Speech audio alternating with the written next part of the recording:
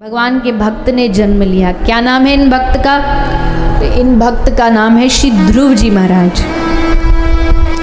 भगवान के भक्त बहुत सारे हुए हैं, पर भगवान कहते हैं बालकपन सो हरि भजे जग सो रहे उदास, तीरथ हु आशा करे कब आवे हरिदास।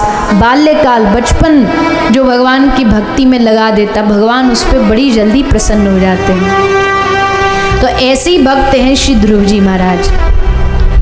श्री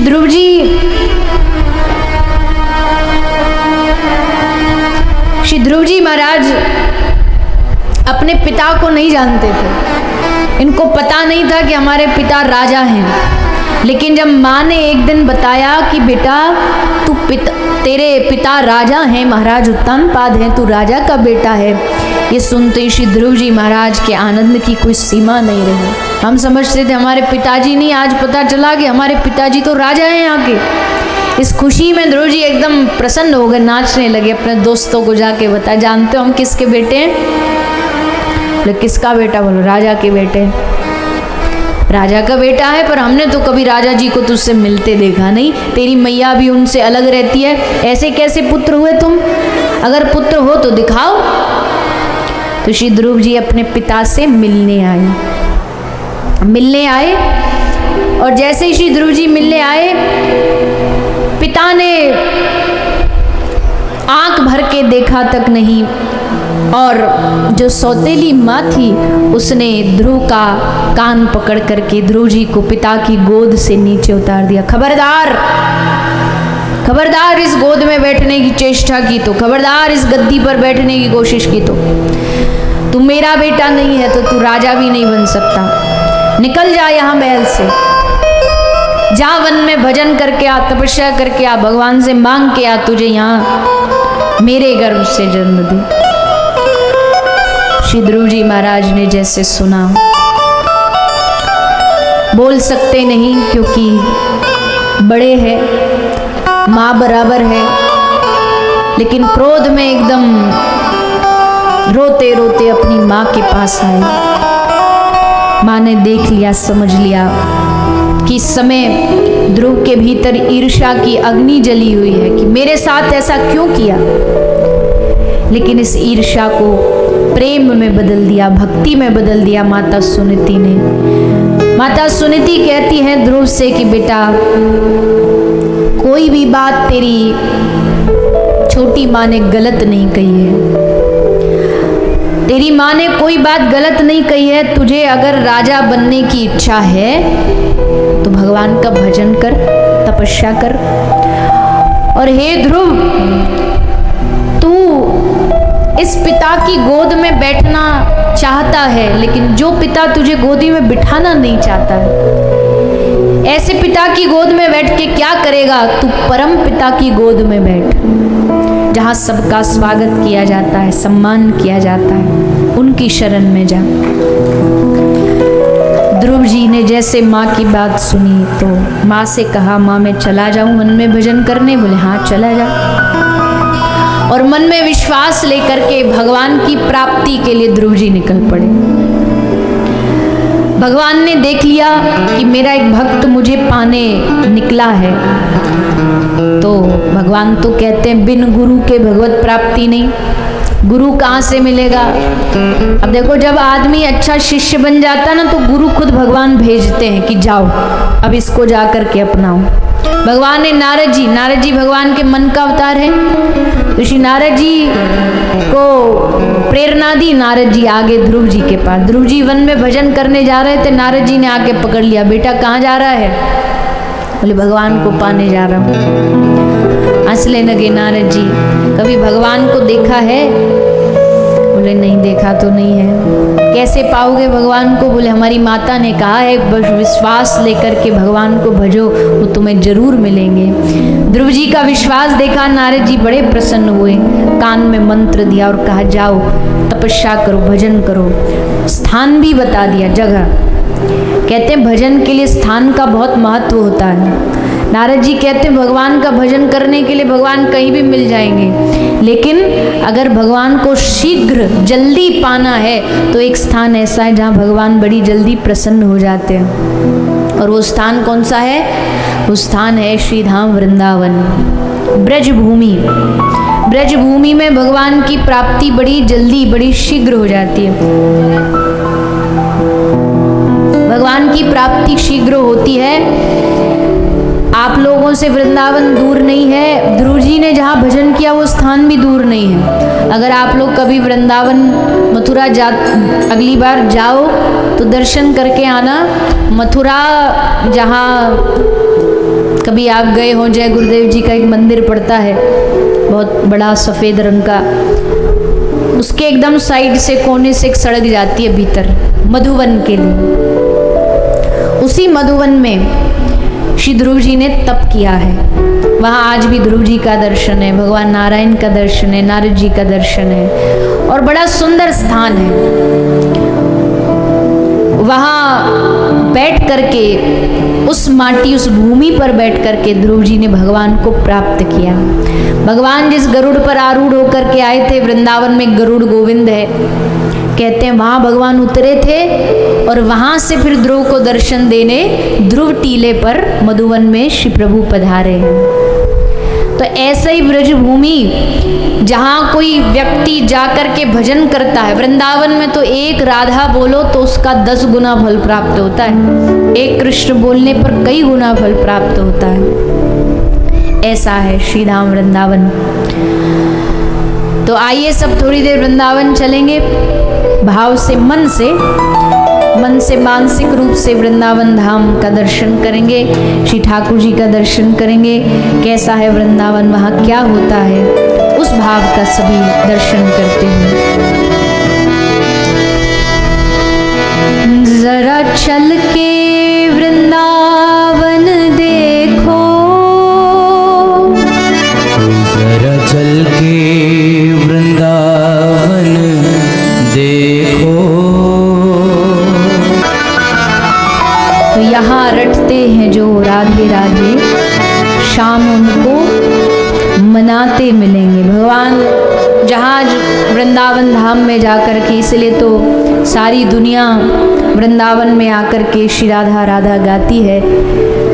भगवान तो कहीं भी भजने से प्राप्त हो जाते हैं, पर कुछ स्थान ऐसे हैं जो स्थान अपने आप में बड़े चमत्कार शक्ति रखते हैं और वृंदावन उनमें से एक है।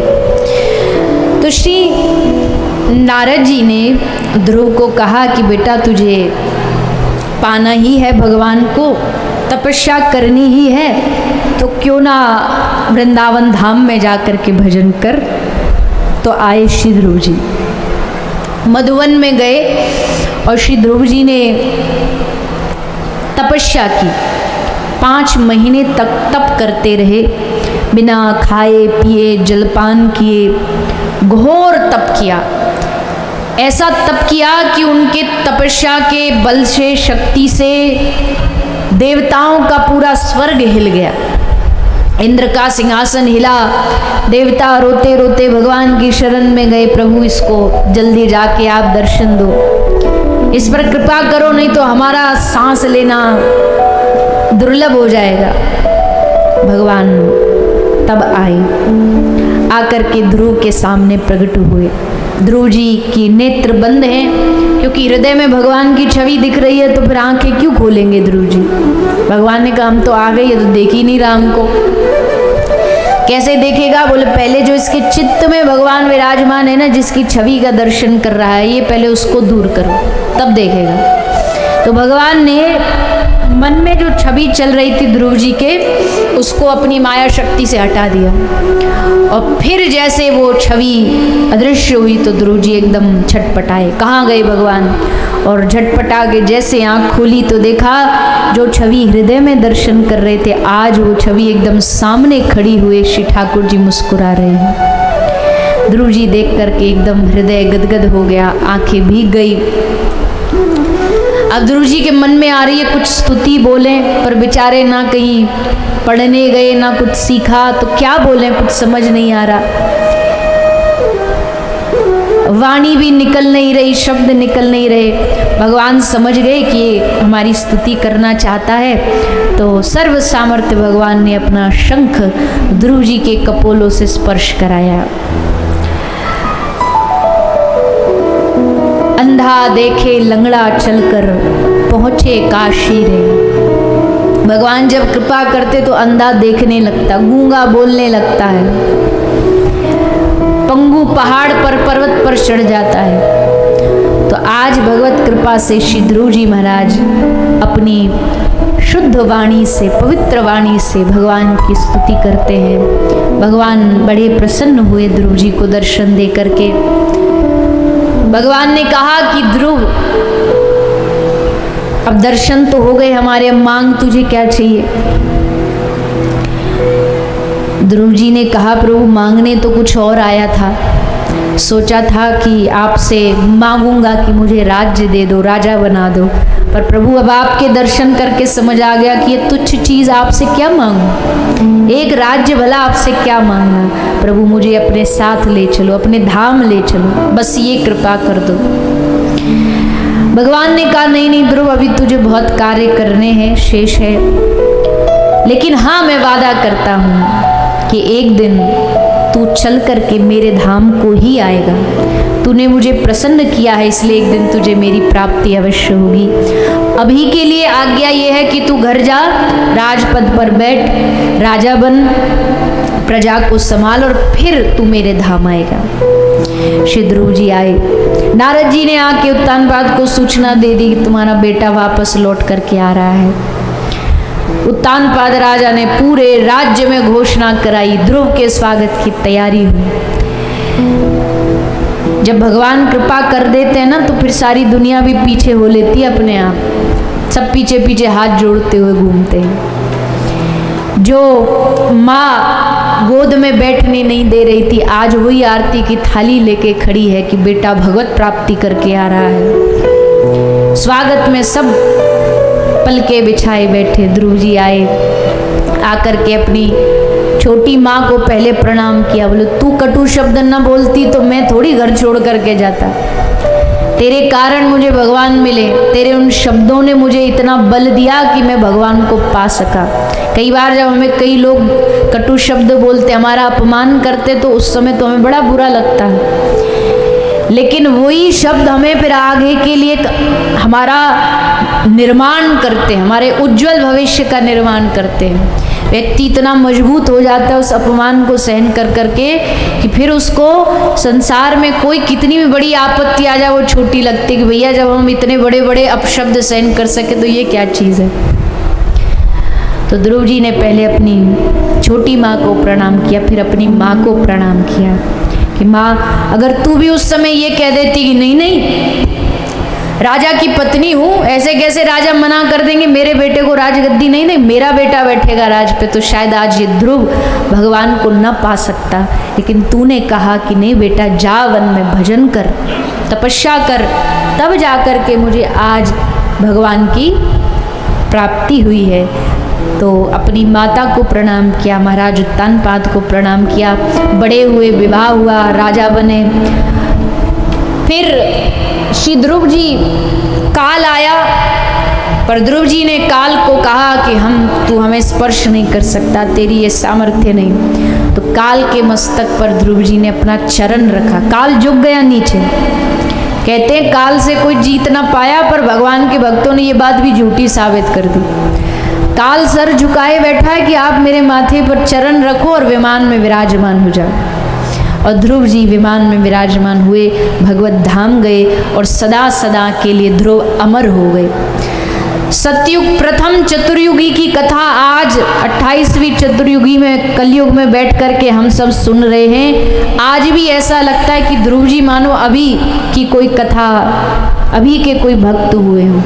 क्यों? जैसा मैंने एक दिन कहा था ना, वंश केवल पुत्र से नहीं चलता है, वंश चलाने के लिए आपके जीवन में भक्ति होनी चाहिए, कर्म ऐसे होने चाहिए कि लोग युगों युगों तक याद रखें। और जब जब भागवत होगी, जब जब कृष्ण नाम होगा तो ध्रुव जी का नाम होगा, जब जब राम को याद किया जाएगा तो शबरी को याद किया जाएगा। ये सब भक्त अपने भक्ति से अमर हुए हैं। ध्रुव जी अमर हो गए अपनी भक्ति से। फिर ध्रुव जी के वंश की कथा श्री सुखदेव जी सुनाते। ध्रुव जी के वंश में कई सारे वंशज हुए हैं, इसी वंश में महाराज पृथु हुए, जिन्होंने माता पृथ्वी एक बार बड़ी दुखी हो गई। जब पाप बढ़ा तो माता पृथ्वी अपने रुद्र रूप में आ गई, कहा कि हम अनाज ही नहीं उगने देंगे। माता पृथ्वी के ऊपर आप कितने भी बिल्डिंग बना लो, कितने भी विकास कर लो, उसका बोझ माता पृथ्वी सहन कर लेती है। लेकिन जब इस पर पाप लोग करते हैं, अत्याचार करते, पाप बढ़ता है, तो माता पृथ्वी इस बोझ को सहन नहीं कर पाती। और माता पृथ्वी जिस दिन नाराज हो जाए तो सोचो क्या होगा हमारा। जल यहाँ से आ रहा है, अनाज अन्न यहाँ से आ रहा है, सब्जियाँ यहाँ से आ रही, फल यहाँ से आ रहा है। माता पृथ्वी ने कहा लोग इतने अत्याचारी पापी हो रहे, मैं अब से अनाज अन्न देना ही बंद कर देती। त्राही त्राही, सारा ब्रह्मांड त्राही त्राही करने लगा। तब महाराज पृथु ने माता पृथ्वी को समझाया, सबसे निवेदन किया कि सब भजन करें ताकि माता पृथ्वी का ये बोझ कम हो। पृथु के नाम से ही पृथ्वी नाम पड़ा धरती मैया का। श्री पृथु महाराज की आज्ञा को माना। पृथु महाराज ने यज्ञ किया, भगवान के साक्षात्कार हुए, भगवान से सहस्त्र श्रवण इंद्रिया कान मांगे, और इसी वंश में हुए महाराज प्राचीनवरी। प्राचीनवरी एक राजा थे। राजा का धर्म होता है यज्ञ करना, पर उस यज्ञ में ये अश्व की, घोड़े की बलि चढ़ाते। नारद जी ने इनको आके समझाया, हे राजन, आज जिन पशुओं को तुम मार रहे हो, एक दिन यही पशु जब तुम्हारी मृत्यु होगी तो तुम्हारा फिर बदला लेंगे। सब तैयार बैठे, कब तुम मरो और कब फिर आकर के तुम्हारे साथ वैसा ही करे।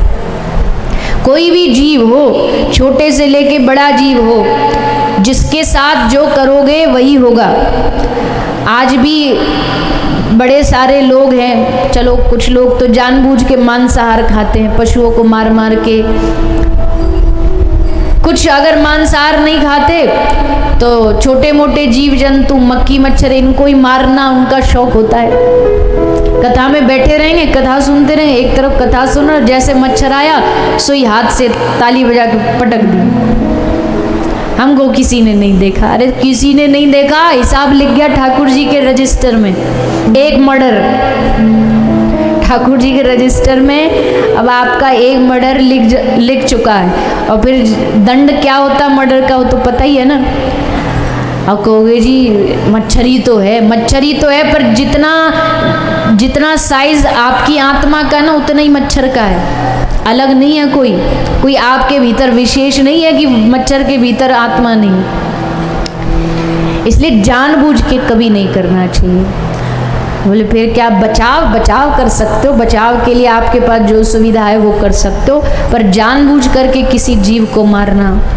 कईयों को पता नहीं क्या ही खोपड़ी में आता, चलते चलते चींटी दिख गई, पाम से कुचल डालेंगे। अरे भैया कितना बड़ा पाप करते हैं। एक एक पाप का हिसाब भगवान रखते हैं। जो जीव जिसको कष्ट देता है उसको घूम करके एक दिन वही कष्ट सहन करना पड़ता है। इसलिए कोई भी पाप करने से पहले सावधान, किसी को भी कष्ट देने से पहले, चाहे वो चींटी हो, मक्खी हो, मच्छर हो, कोई भी प्राणी। तो समझाया श्री नारद जी ने, तब जाकर के इसकी बुद्धि में आया और तुरंत यज्ञ रोक दिया गया। यज्ञ किया पर उसमें बलि रोक दी गई अश्वों की। इस प्रकार नारद जी ने इसको पाप करने से बचा करके इस पर कृपा की। फिर आगे कथा आती है प्रियव्रत राजा की, जो मनु महाराज के दूसरे बेटे हैं। प्रियव्रत महाराज के वंश की कथा आती है। इसमें भी अनेक वंशजों की कथा आती है। भगवान ऋषभदेव की कथा आई, और ऋषभदेव भगवान के घर भरत जी प्रकट हुए। भरत जी की कथा आई। भरत जी कौन है? भरत जी वही हैं जिनके नाम से हमारे इस राष्ट्र का नाम भारत पड़ा है। पहले इस राष्ट्र का नाम अजनाव देश था, लेकिन भरत जी राजा हुए तो कोई राजा होता ना जिससे प्रजा बड़ी खुश हो जाती है, हाँ इस राजा ने तो पूरी देश की काया पलट कर दी। तो भरत जी वैसे ही राजा थे। लोगों ने कहा हमारे राजा इतने अच्छे कि हमारे देश का नाम भी राजा के नाम पे रखो। तो अजनाव देश का नाम रख दिया गया भारतवर्ष। भरत जी के नाम से भारत देश पड़ा।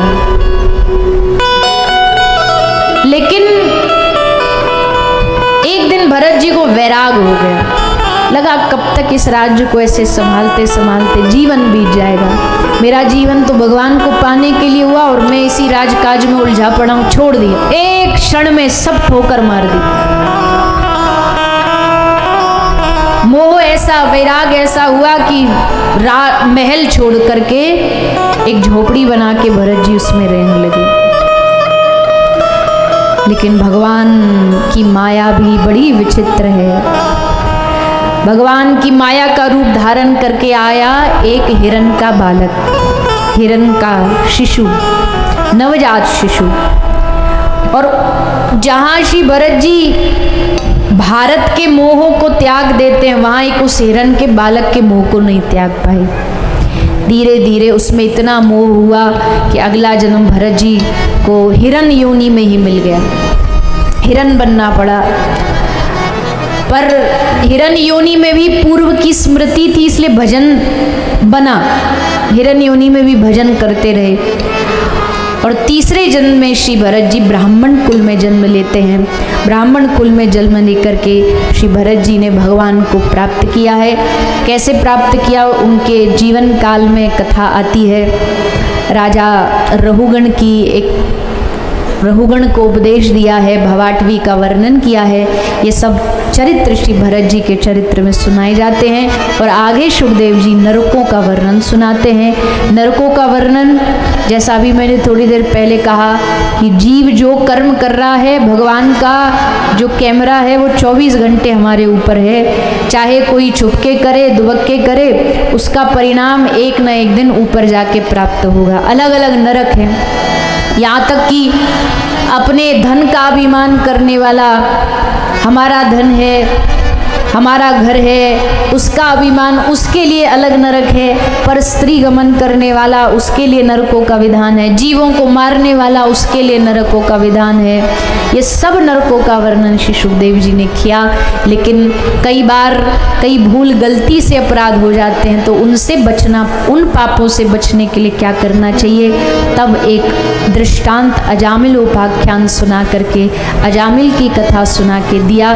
भगवान नाम सब पापों को नाश कर सकता है, ऐसी नाम में शक्ति है। षष्ठ स्कंद में अजामिल की कथा आती है, प्रहलाद जी की कथा, श्री गजेंद्र मोक्ष की कथा। ये सब चरित्र आगे श्री सुखदेव जी सुनाते हैं राजा परीक्षित को, जो आप हम सब कल के कथा सत्र में सुनेंगे। आज भी जो प्रसंग कुछ जो संक्षेप में सुने, उसका विस्तार से वर्णन सुनेंगे। किस प्रकार नरकों से बचने का उपाय सुखदेव जी सुनाते हैं, उसको श्रवण करेंगे। भागवत के प्रसंगों को सुनते हुए कल हमारे कथा के मध्य में श्री ठाकुर जी का आगमन होगा, यानी नंद महोत्सव होगा। कल ठाकुर जी हमारे मध्य पधारेंगे, हम सब उसका आनंद लेंगे।